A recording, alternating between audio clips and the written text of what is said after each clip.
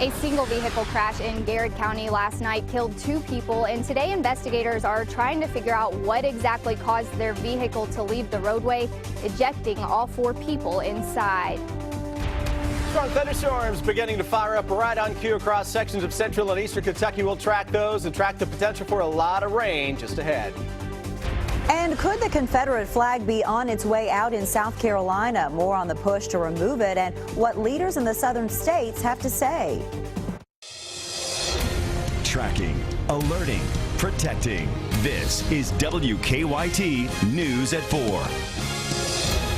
Welcome to WKYT News at 4. I'm Amber Philpott. Jennifer has the afternoon off. Rounds of showers and thunderstorms are firing up across the Commonwealth right now. Take a look. This is a live look from downtown, and it is a muggy afternoon out there. Let's check in now with Chief Meteorologist Chris Bailey, who is tracking storms from the First Alert Weather Center. How about it, Chris? Yeah, we've had those heat indices, or what it feels like, Amber, approaching 100 degrees at times this afternoon, all courtesy of the tropical humidity that is in the air. And with a cold front into town, it's spawning right on cue some of those scattered thunderstorms we talked about yesterday. A few of those storms briefly approaching severe limits into eastern Kentucky, though any severe weather threat over the next several hours is rather isolated in nature. What we're seeing now on Defender, a couple of lines of some thunderstorms. So the strongest storm, and these are pulsing up, weakening, pulsing back up, is right on top of the Montgomery and Menifee County line, right on top of 460 here, just to the south of Mount Sterling, Jeffersonville, working into the western part of Menifee County.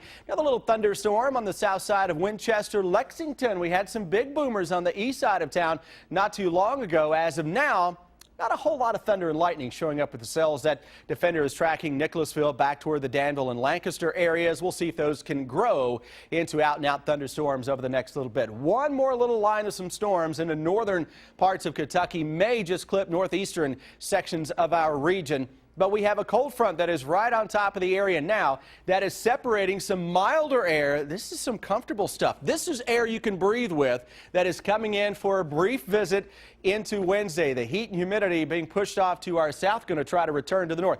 Look at the temperature difference. 90 Louisville, 83 Indianapolis, 70 showing up to the north of that. We're still on the hot side, though, with a heat index, or what it feels like at 95, Amber, even with temperatures only in the 80s. It at times this afternoon feeling close to 100 degrees. I've got a lot of changes showing up in the temperature department. That means rounds of thunderstorms increase. We'll track it all in 15 minutes. All right, Chris, we will see you then. Thank you. A violent crash has killed 2 people and left 2 others with serious injuries. A van flipped several times last night on Highway 52 just outside of Lancaster, ejecting all 4 people from the vehicle. WKYT's Hillary Thornton talked with a coroner who says he's surprised anyone survived the crash. It's our top story at 4. That single vehicle crash killed 32-year-old Stephanie Lunsford and 33-year-old James Anthony Gaines after officials say their vehicle left the roadway, landing on its side on an embankment here behind me. Around 9:30 last night, investigators say the driver of the van carrying 4 people lost control for some reason, crossing over the center line. Went over this embankment over here, went up the embankment, got airborne, flipped several times, and ejected all 4 passengers. Both Lunsford and Gaines died at the scene. The other 2 were taken by ambulance to the University of Kentucky Hospital. Lunsford's sister tells us she was very kind-hearted and the mother of 2 young children. She says her sister was in that van with friends, including her boyfriend, who is one of the 2 survivors who the coroner says are lucky to be alive. I already knew that we had 2 DOAs. I knew that before I left my house. And so I knew, I just didn't know where they were at or what the situation was. But when I saw the van, I was surprised we didn't have 4. Very, very bad wreck. Investigators say they are still trying to figure out who was driving at the time of the crash and what caused them to lose control. In Garrett County, Hillary Thornton, WKYT. And investigators say they do not believe those in the van were wearing seat belts. Lunsford's sister says they were in her sister's van, which did not have any windows. Some frightening moments for a Lexington man overnight when he says he woke up to find a stranger in his bedroom. The man says he chased the intruder out of his home on Arlington Avenue off East Maxwell. Nothing was stolen, but the victim says the man did drop a garbage bag full of women's underwear. We are working on a number of other stories for you on WKYT starting at 4:30. Sam Dick joins us from the newsroom with a look at some of the news in progress. Hi, Sam. Good afternoon, Amber. They say they've been the victims of hate crimes. This afternoon, a Casey County family is once again dealing with a case of vandalism involving racial slurs or profanity on their property. The Casey County Sheriff's Office says they are investigating, but they say it's difficult to prove exactly who did this.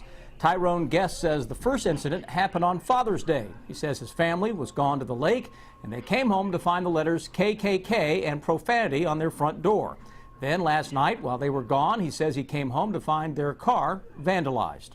We called the sheriffs out again. As the sheriff was flashing his lights on the ground, he called me over to my car. He said, Mr. Guest, he said, do you know that your car has been keyed? I said, no, I don't. He called me over to the passenger side of my car, and that's where it says KK. They didn't even spell KKK. They just said KK. It says KK coming. Guest suspects the people doing this are neighbors. He says he thinks the only solution might be to just move. One of the finalists in the search for a new Fayette County school superintendent is in Lexington today, and you're invited to meet him. Emmanuel Kalk will meet with school staff before a public reception tonight. He's currently the superintendent of Portland Public Schools in Maine. The school board says because of overwhelming interest, tonight's meet and greet has been moved to Dunbar High School. You can meet Kalk and his wife tonight from 6 to 7:30. The other finalist for the job, Terry Breeden, will also be in Lexington this week. The public will be able to meet her on Thursday. The school board says both candidates have a strong record of closing performance gaps, urban experience, and transformation leadership. The board hopes to name a new superintendent by the end of the month. We'll have more on the superintendent search coming up on WKYT News at 5:30. And relief from the summer heat is on the way for dogs at the Lexington Humane Society. It took that group just 7 hours to raise the $35,000 needed to replace the AC in the dog room. That unit broke last week. The Herald Leader reports it'll take about 6 weeks to get the new AC installed. In the meantime, a fan company in Lexington is loaning the Humane Society 7 large fans to keep the dogs cool.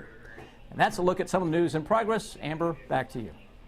Sam, thank you. Now to some stories making headlines across the nation at 4. The South Carolina House and Senate are currently debating the existence of the Confederate flag on state grounds. It's the first step necessary to potentially passing a bill to permanently remove it. This comes just days after 9 African Americans were killed in a shooting at a church. Polo Sandoval has the latest. It's the fierce flag debate triggered by last week's racially motivated church massacre. Public officials, church leaders, and ordinary citizens alike are gathering at the steps of South Carolina's Capitol. They're demanding state lawmakers take the Confederate battle flag off state grounds for good. When I hear people talk about the Confederate flag as a symbol of my heritage, as if it's a neutral thing, it's deeply offensive to me. It's time to move the flag from the Capitol grounds.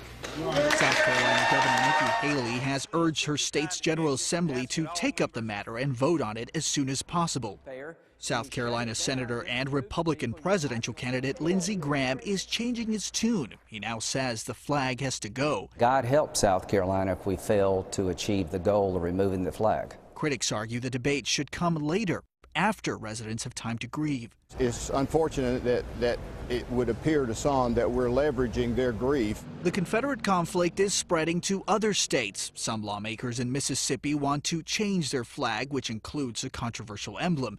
In the state of Virginia, the governor is having the emblem removed from vanity plates. On the business side, the flag is being phased out by some of the country's largest retailers. Walmart, Sears, and even eBay now pulling Confederate flag merchandise. I'm Polo Sandoval reporting.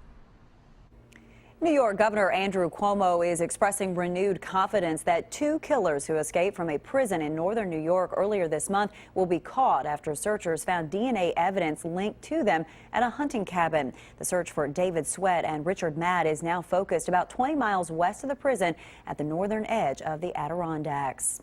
A candid photo showing a Colorado officer singing to a little girl has gone viral. The little girl's family had just been in a terrible crash.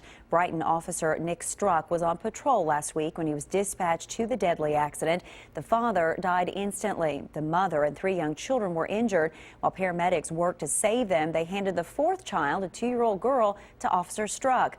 The toddler was soaked in gasoline and crying, and he says at that point his parenting skills kicked in. My daughter, who's the sweetest thing in the world, when she falls and cries, she wants Twinkle, Twinkle, Little Star sung to her. So then this girl, when I was out in the field, I was singing Twinkle, Twinkle, Little Star and pointing to the lights on the fire truck.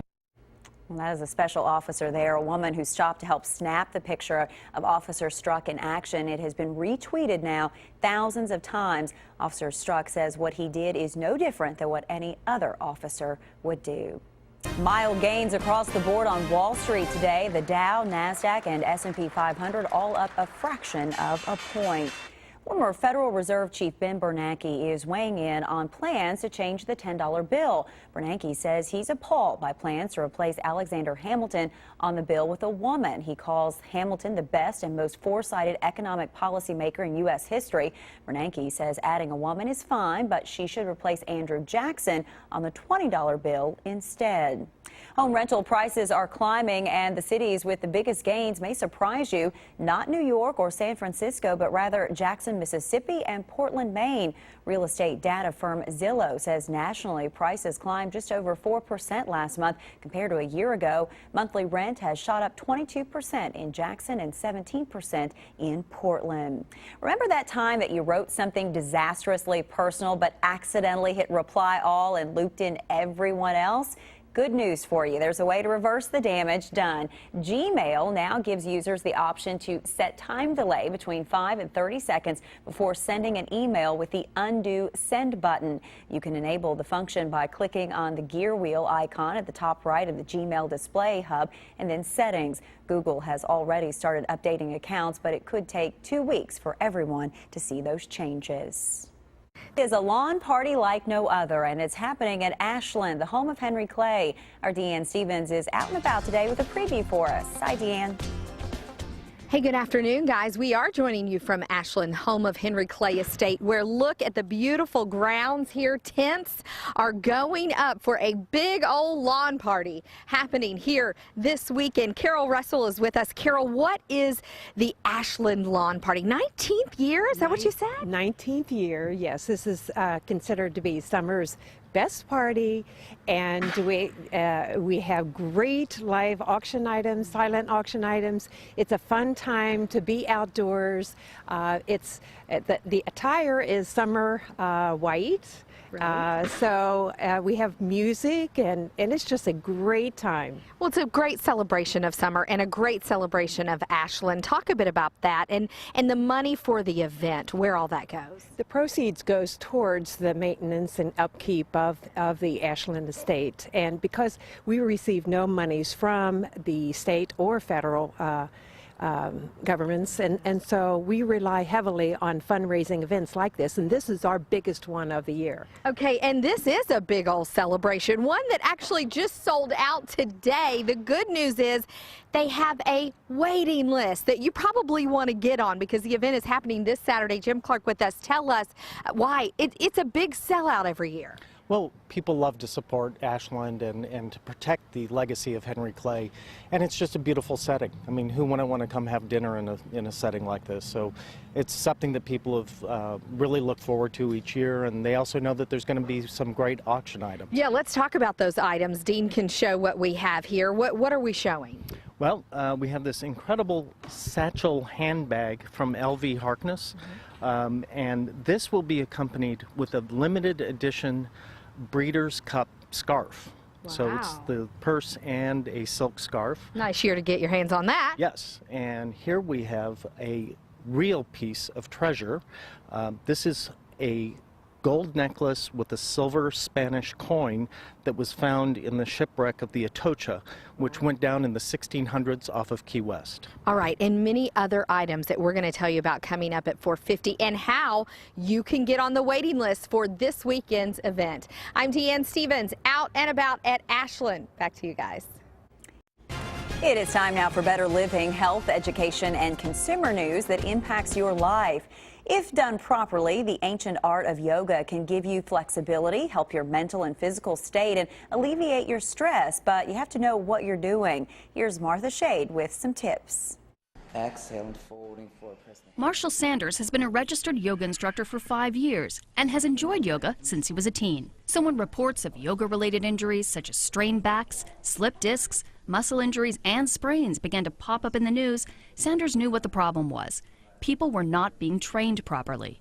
A lot of people will go buy DVDs and buy books, and without the special touch and the guidance from a teacher, it's really hard to know if you're getting the poses accurately. And doctors will agree. Like any new activity, participants must learn to do it correctly. And people also have to take their overall health into consideration.